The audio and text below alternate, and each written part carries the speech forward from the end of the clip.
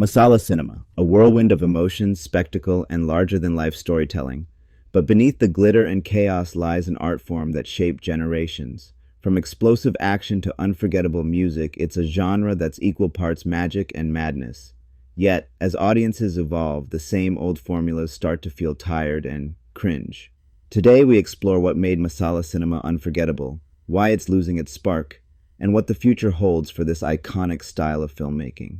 This is Octane Cut, where cinema meets speed, sound, and storytelling. This is episode 1 of our series, CineTorque. And today we talk about Masala Cinema in its art form.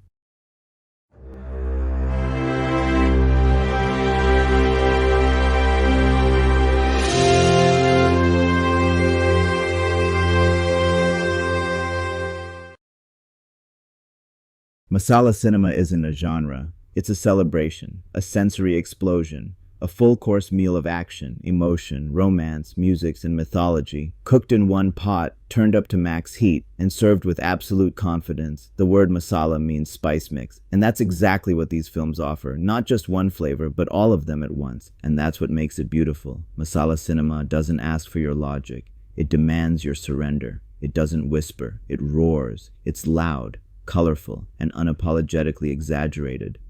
And yet, beneath all that chaos, is something precise, something deeply rooted in Indian storytelling tradition.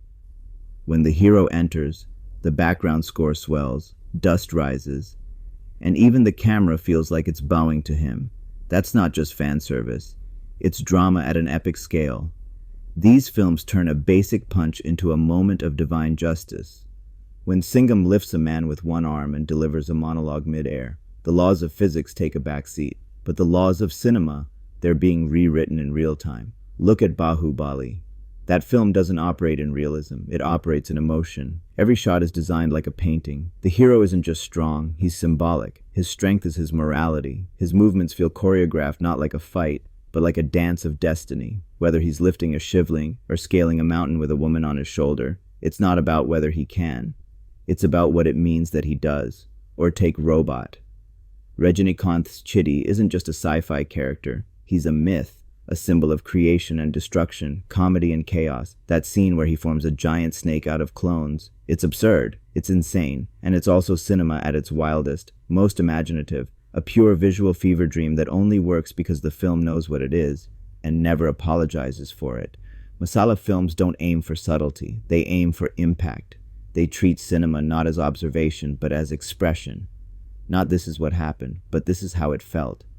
That's why these films go big, because the emotion is big. The stakes are life and death, honor and shame, love and revenge. And when those stakes hit, they slam. Even a film like Wanted, yes, with all its early 2000s slow motion, gravity-defying stunts, and shirtless flexing, knew what it was doing. It wasn't trying to be cool for the West. It was trying to give Indian audiences that front row, single-screen energy, where people cheer when the hero arrives. That's the purpose. Not realism, rhythm. Masala Cinema inherits from Ramlila performances, from epics like the Mahabharata and Ramayana, where heroes are larger than life, and good and evil are clearly drawn. It's not about ambiguity, it's about clarity. And when the hero delivers justice, it feels earned, no matter how over the top it looks. Critics often ask, why is this so exaggerated? But the better question is, why do we assume realism is the only path to art? Realism is a tool, not a rule, and Masala Cinema chooses a different path, one where the volume is high, the stakes are mythic, and the payoff hits like thunder. So maybe the next time you watch a slow-motion punch that sends 5 people flying, don't dismiss it as cringe. Look deeper. You're witnessing a language of cinema that was never meant to be whispered. It was meant to be shouted, celebrated, felt. Masala Cinema isn't perfect, but it's fearless. And in an age where so much content plays it safe, that kind of boldness, that kind of passion, and that kind of mythic madness, that's not cringe, that's art. But here's the truth. Even legends fall, and Masala Cinema, somewhere along the way, began to lose its magic. The same punches that once thrilled started to feel lazy. The same hero entries that once gave goosebumps now felt recycled. It wasn't the style that failed, it was the intent somewhere. The boldness turned into formula, and the emotion into noise. Audiences changed. They grew up. The internet exposed them to world cinema. Smaller stories, quieter films, crafted with nuance. And suddenly, flying kicks and fiery monologues didn't hit the same. Realism became the new aesthetic.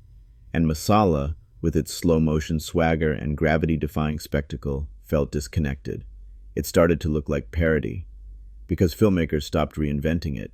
They kept copying the outer shell, but forgot the soul.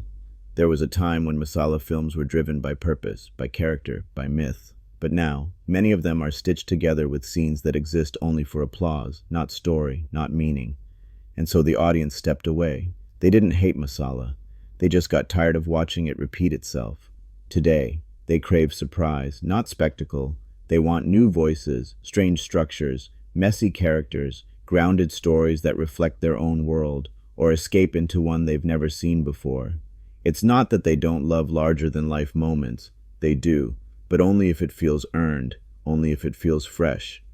That's why a film like RR worked, not because it was Masala, but because it was Masala evolved, stylized, polished, unapologetic, but also smart, self-aware, edited like a music video, staged like a myth.